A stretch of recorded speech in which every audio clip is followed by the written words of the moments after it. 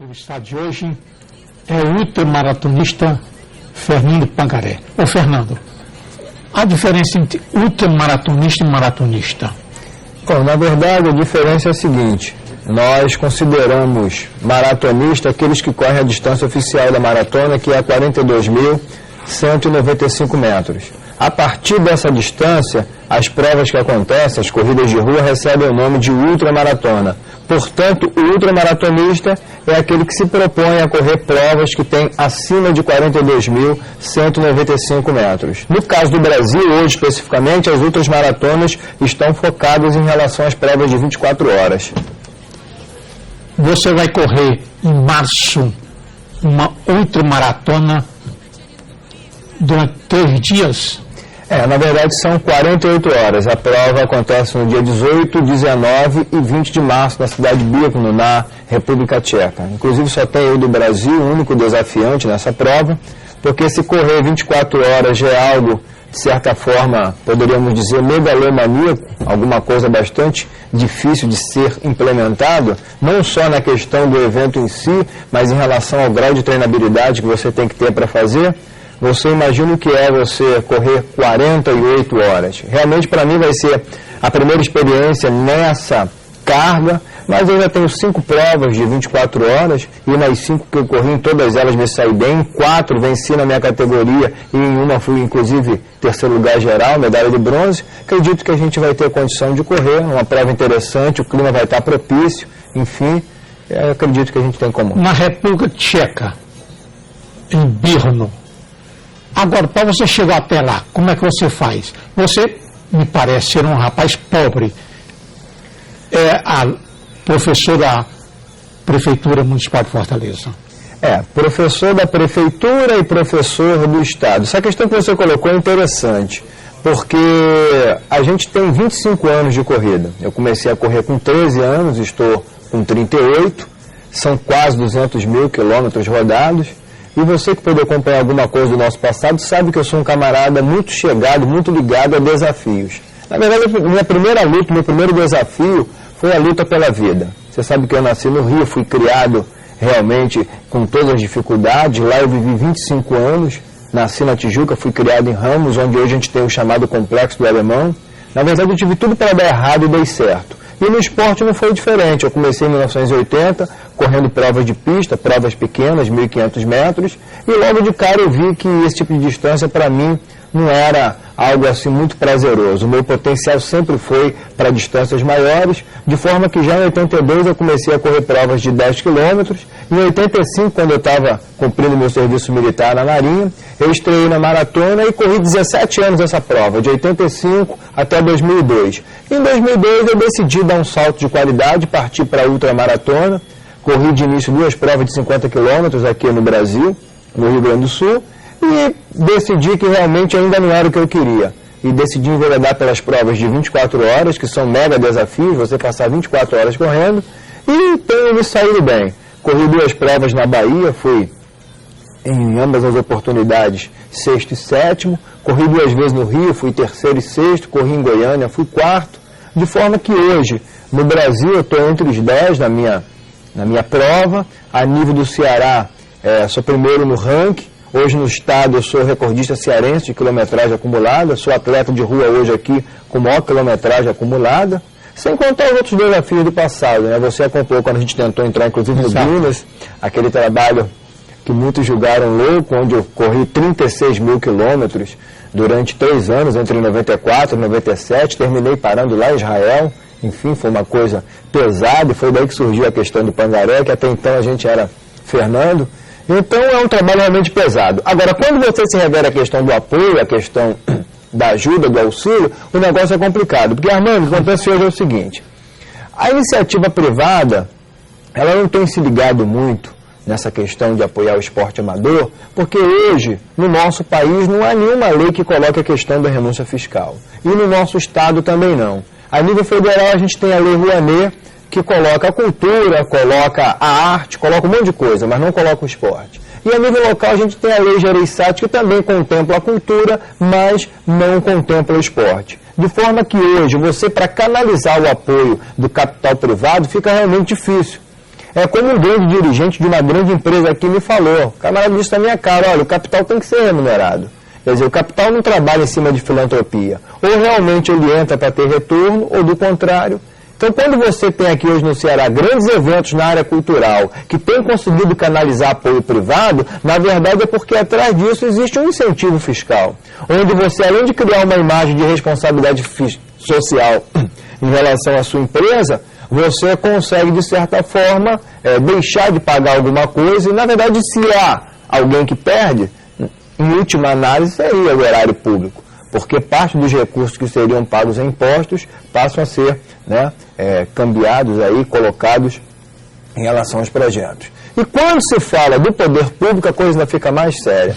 Sou professor da Prefeitura desde 94, sou professor do Estado desde 95, professor concursado, não entrei pela janela, e a dificuldade é total. Dificuldade para treinar no dia a dia, dificuldade para viajar, muitas vezes até o ponto é cortado quando você viaja, dificuldade para você gerir o treinamento, porque você tem que trabalhar 11 horas por dia e tem que correr 2 vezes por dia. Porque, na verdade, a questão da ultramaratona em si, ela não é tão complicada. O difícil é essa gravidez, esse dia a dia, esse pré-natal, onde, na verdade, você vai redundar em cima do evento. É como eu costumo sempre fazer uma analogia, porque existe uma gravidez, não é isso? Você tem o trabalho de parto, que é o fechamento, onde você tem que ter o obstetra, a maternidade, que é o que eu estou vivendo agora. Estou fechando um trabalho para poder embarcar para a República Tcheca, cheio de interrogações ainda, diga-se de passagem, né? A minha cabeça aqui está a 1000 por hora, porque é fazendo contato com a organização da prova, é procurando reduzir os custos da prova, é trabalhando, apesar dos pesares, com o poder público, porque eu não deixo de ter sempre aí, nem que seja um pingo de esperança, e tentando trabalhar em cima também do capital privado. E o que você tem hoje de certo? Hoje, dia 26, de certo, o que você tem?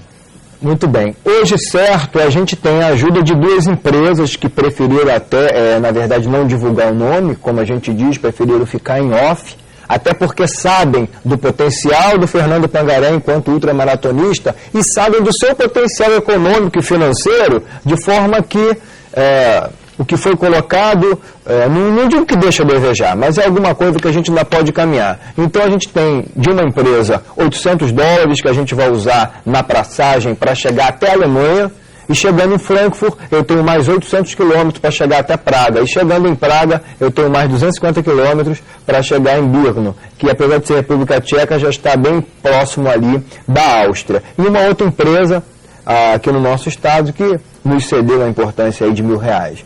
Aí você perguntaria, o que está faltando hoje? Eu acredito que hoje, em torno de $500 a $600 por baixo, para a gente fechar o que é necessário. Porque só a inscrição do evento... E você vai representar o Brasil? Só tem eu do Brasil. Só tem eu. E o Brasil, país, o que é que colabora com os ultramaratonistas, como você, que pretende correr 48 horas? Essa pergunta é interessante, porque as provas oficiais para as quais a Confederação Brasileira de Atletismo, em alguns casos, dá algum tipo de atenção, são as provas de pista. Quando você tem as provas de rua, as corridas de rua, você tem um comportamento da Confederação que, de certa forma, a gente poderia até dizer que é questionável. E, da mesma forma, a Federação Cearense de Atletismo.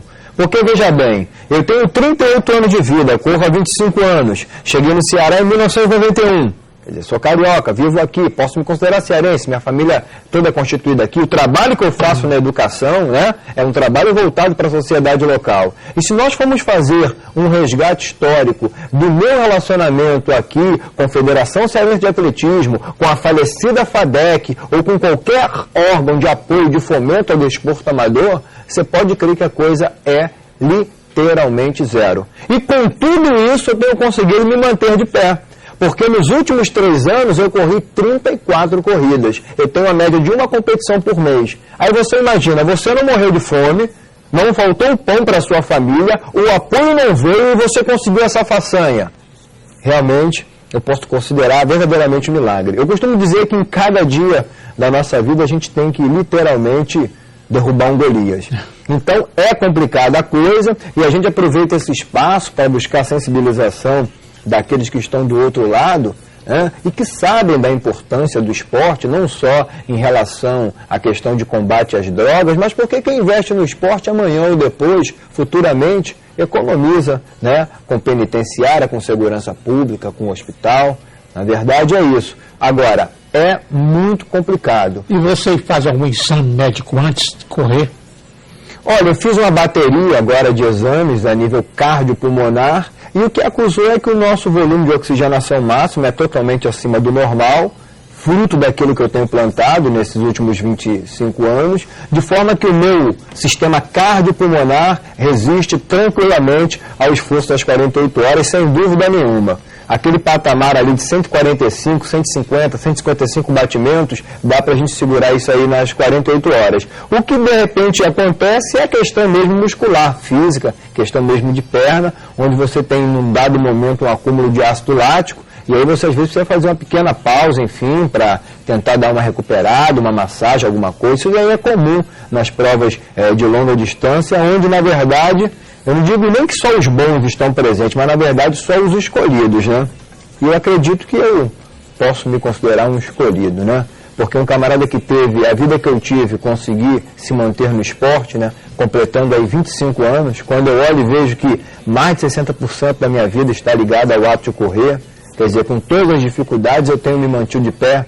E digo mais, no esporte amador, onde as coisas são passageiras, a gente já está vendo o discurso do Guga falando que daqui a 2, 3 anos para, várias cirurgias. Popó falou a mesma coisa, vai só fazer o pé de meia. E aí você vê o camarada que é verdadeiramente amador, quase que vivendo de certa forma na orfandade, como você disse no início, e com tudo isso se mantendo de pé e procurando, né, fazer de uma forma bastante autêntica, bastante sincera, bastante profunda, aquilo que na verdade eu posso considerar como um talento. E usando, né, o que diz a Bíblia, é um talento que a gente recebeu e que a gente não está enterrando. Eu tenho procurado multiplicar isso e acredito que a coisa vai fluir e que a gente não vai dessa vez nadar e morrer na praia, como aconteceu no ano passado. No ano passado eu tive 2 oportunidades de ir a Portugal, tive uma oportunidade de estar na República Tcheca, no Mundial, e infelizmente, por falta de apoio, eu fiquei de fora. Inclusive a organização do evento me deu a inscrição, me deu estadia, e eu tive que mais uma vez lamentar. E dessa vez a República Tcheca está com a mesma filosofia, já reduziram os custos, já até me disseram, se você chegar em Praga e Viena, a gente vai te buscar. É uma luta, é uma dificuldade, mas eu acredito que é com essa luta, com essa dificuldade, que as coisas têm tido um melhor prazer, um melhor sabor. E que você, na República Tcheca, repete bem o Brasil, tire um dos primeiros lugares.